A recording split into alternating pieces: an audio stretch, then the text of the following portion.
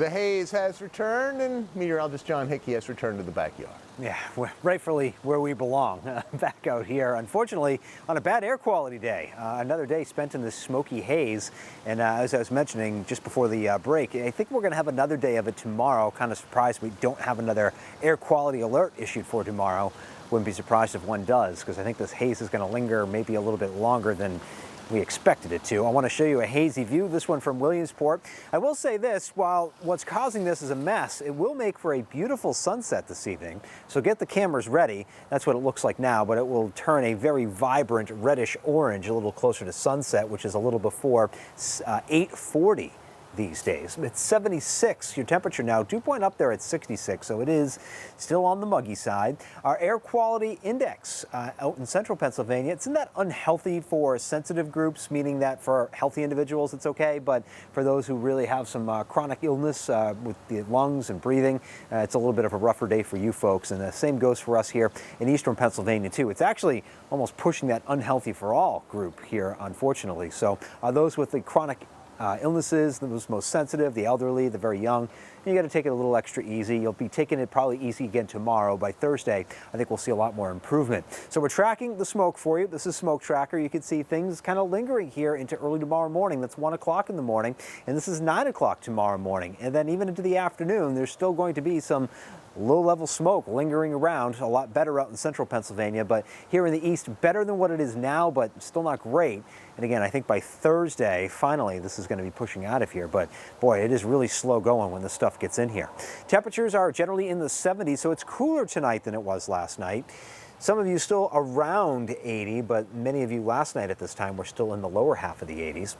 Satellite and radar remains relatively quiet. There are just a couple of storms clipping along through the northern tier, but certainly nothing like what we had last night.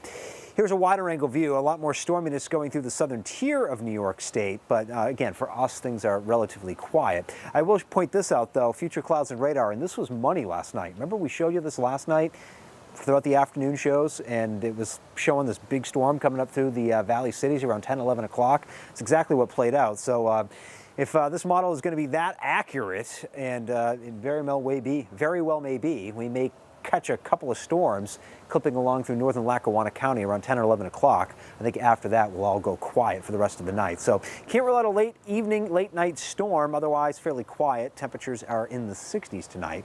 Hazy again tomorrow. Most of us are totally dry. However, I would point you to the Poconos tomorrow morning through about noon.